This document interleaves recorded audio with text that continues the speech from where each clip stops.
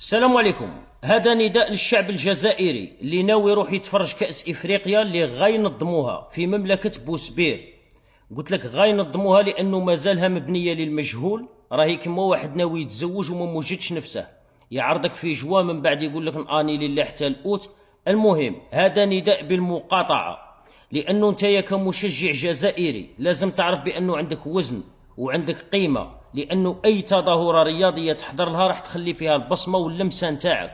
كما نقولوا باللهجة العامية نتاعنا، احنا هم اللي نحميو البندير، وحنا هم اللي نخدموا الإعلام ونمنحوا له العناوين بطريقة التشجيع نتاعنا والحماس نتاعنا الفريد من نوعه، بغيت تبغي ولا تكره. ولكن المرة هذه المكان غير ملائم، لأن المشرفين على هذه التظاهرة والأماكن اللي راح تزورها راح يكون مشرف عليها المخزن والإعلام المخزني، لأنه أنت ما راحش تزور العائلات المغربية البسيطة ولا المواطن المغربي الحر، وإن كان النسبة نتاعهم قليلة.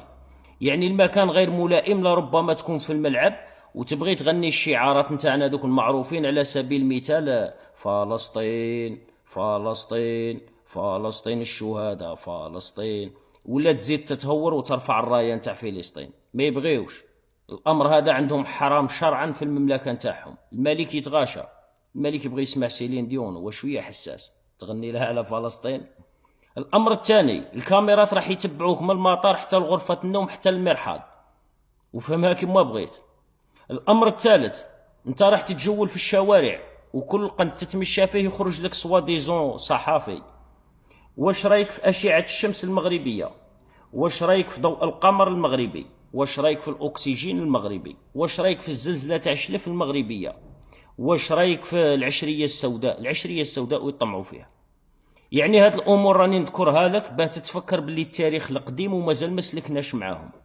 ماذا بينا ما نعاودش نكتبوا تاريخ جديد، ما تعطيهمش الفرصه، نخرجوهم تقاعد هذا الاعلام المخزني، ما تخليهمش يغطيو بك المشاكل اللي عندهم في المملكه، لانه انت ما راحش تزور المواطن المغربي البسيط ولا المواطن المغربي الحر. ونعاود لك ان كانت النسبه نتاعهم قليله، لانه الناس هذو اللي ذكرتهم لك هما بحد ذاتهم ما عندهم السلطه على المملكه نتاعهم.